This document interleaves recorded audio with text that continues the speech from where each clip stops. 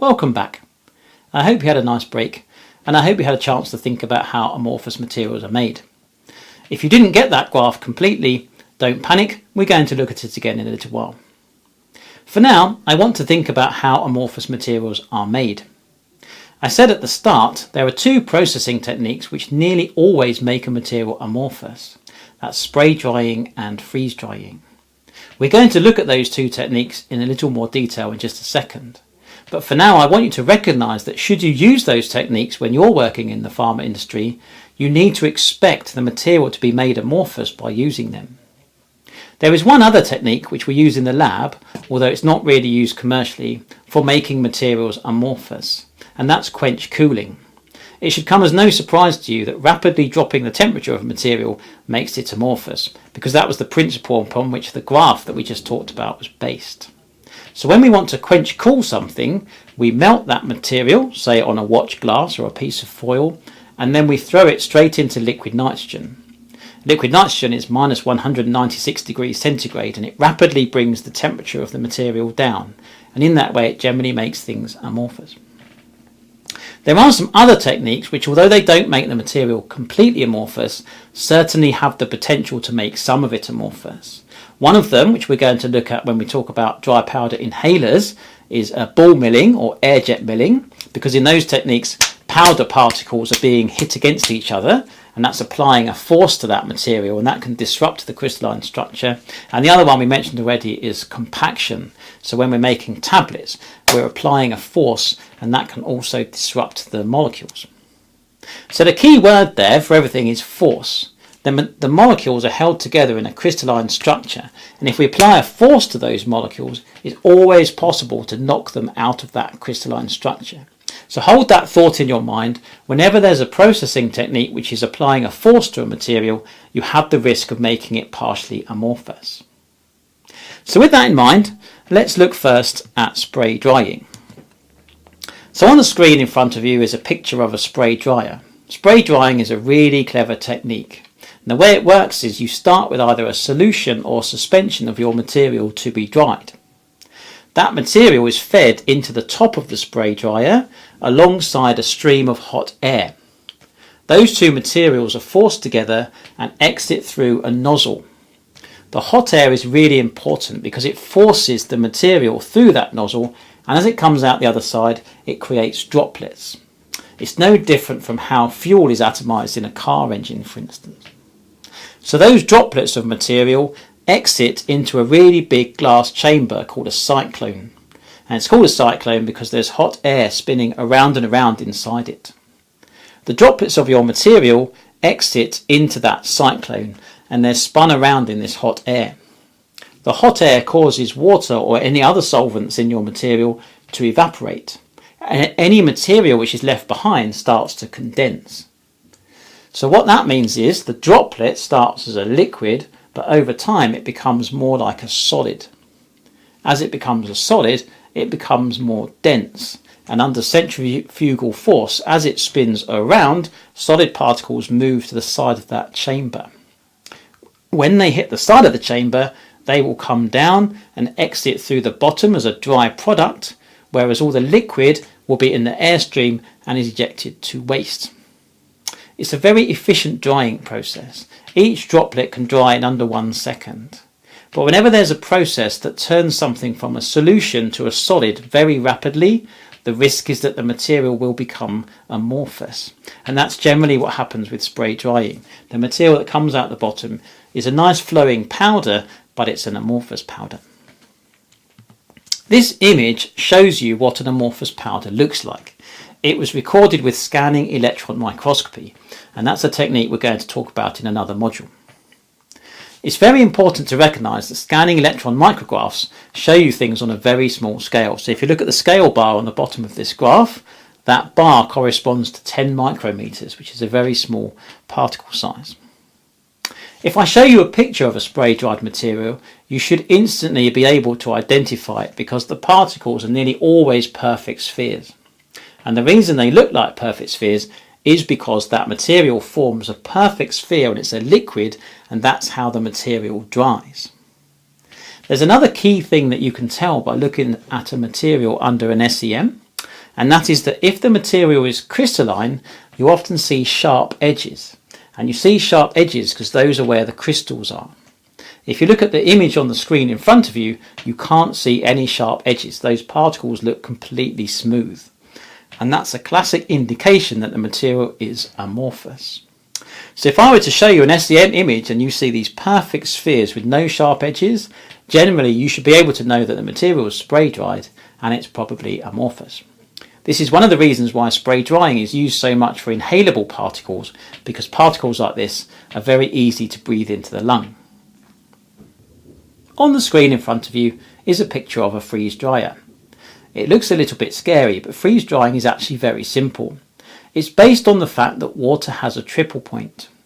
Now you might not know what a triple point is, but it's part of the phase diagram of water. Generally, when I say phase diagrams to people, they groan.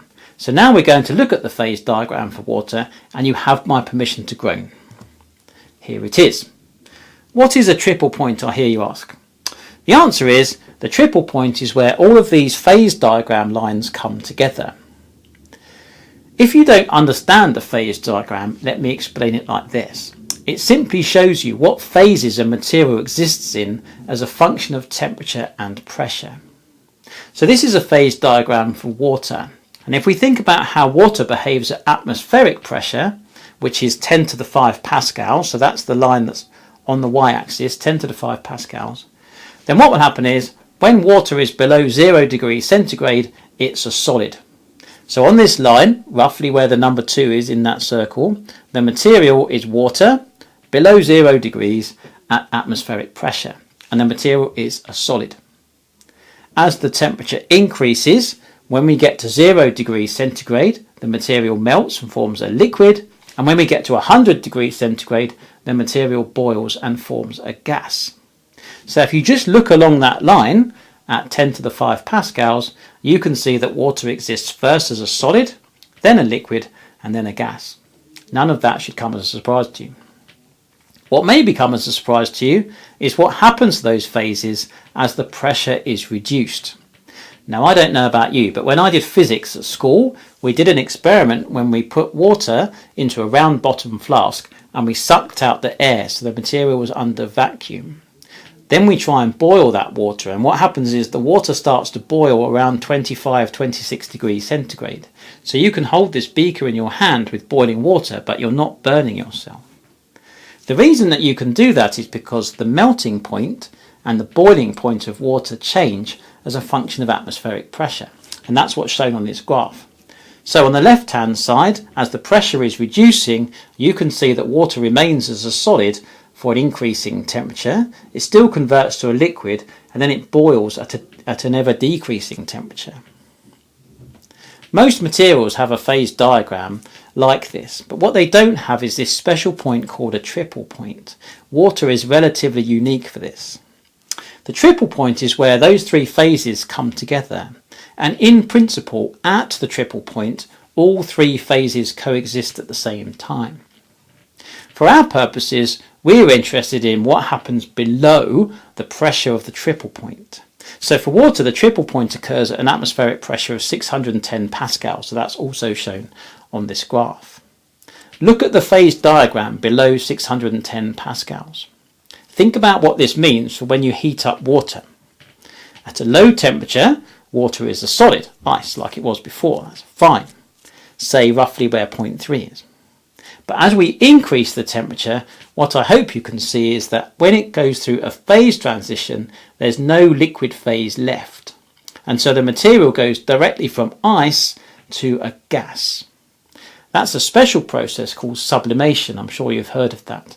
And it means a material going directly from a solid to a gas. So this triple point is key. How does a freeze dryer work?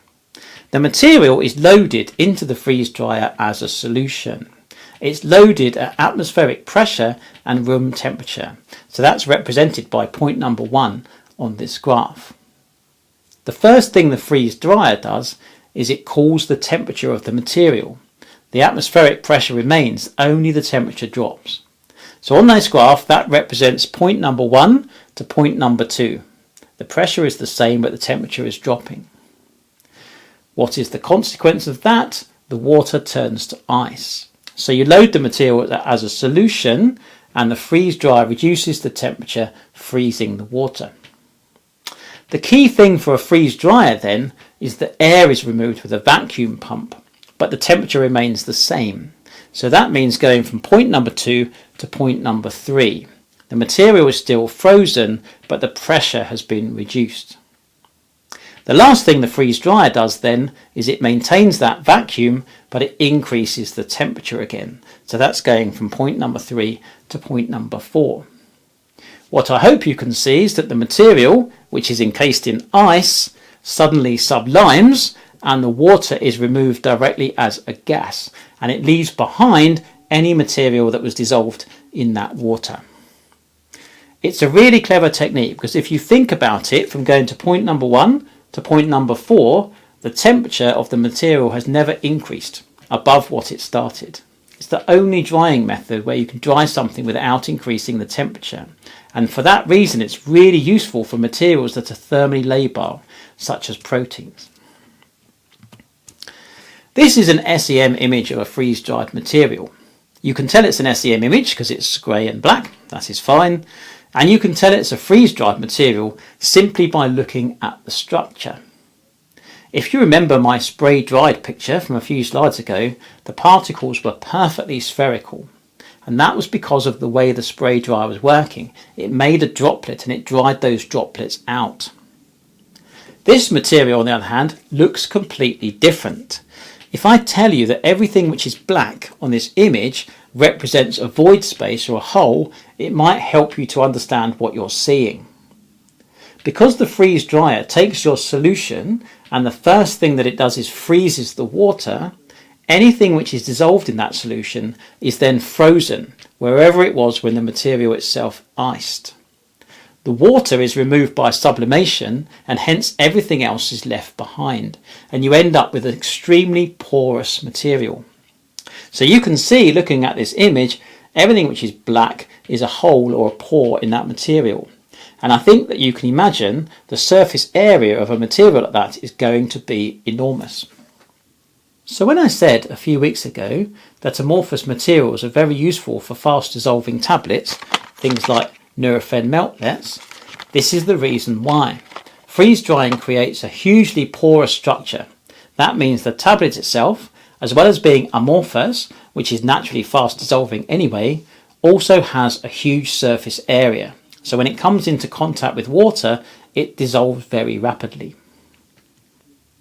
It's important to recognise that any technique which applies a force to a material has the potential to make it partially amorphous.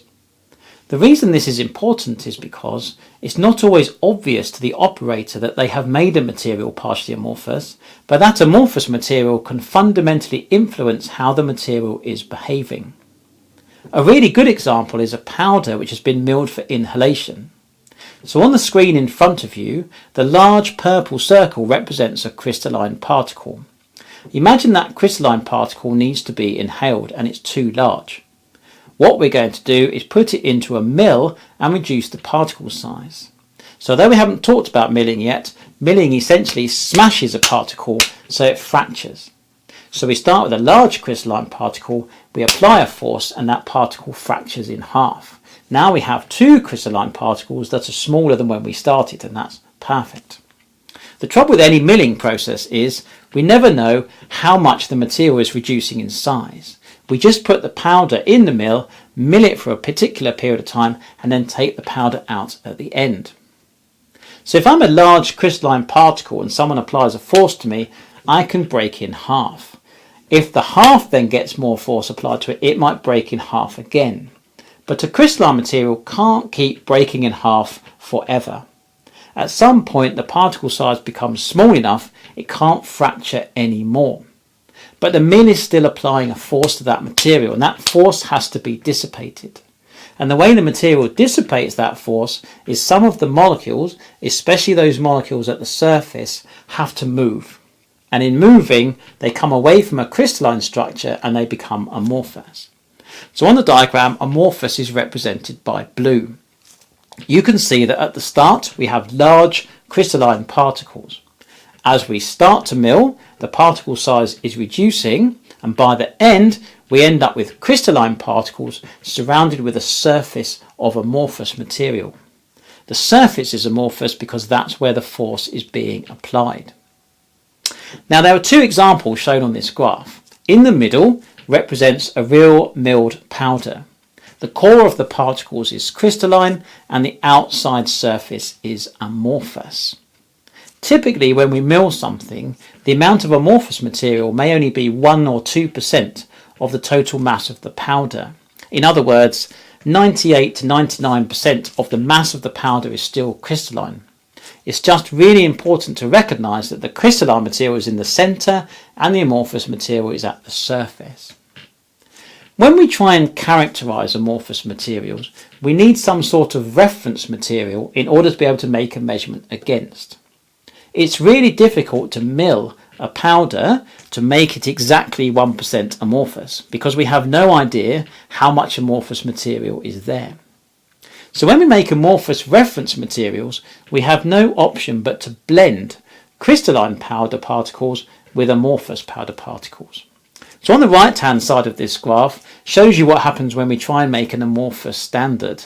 Most of the particles are completely crystalline, and every now and again there's one powder particle which is completely amorphous.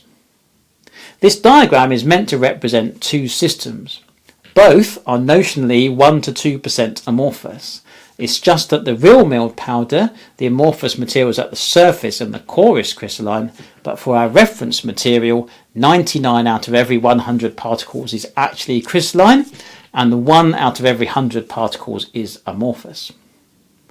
Do these materials behave in the same way? One way of measuring amorphous materials is to use a technique called inverse phase gas chromatography. I don't expect you to understand how this technique works, and we're never going to mention it again. The reason it's here now is because it's a way of measuring surface energy. Now you might not know what surface energy is, and we're going to come back to it later in the term, but for now I just want you to recognise that it's a measure of how energetic the surface of a material is. I said already that crystalline materials tend to be low energy states, and therefore amorphous materials are high energy states. If we measure a material and it has a crystalline surface, we would expect a low surface energy. Conversely, if we measure a material and it has a high surface energy, that is usually representative of it being amorphous. So the table on the screen shows you the reference values for a number of materials. On the left hand side is the material that's being measured, on the right hand side is the surface energy.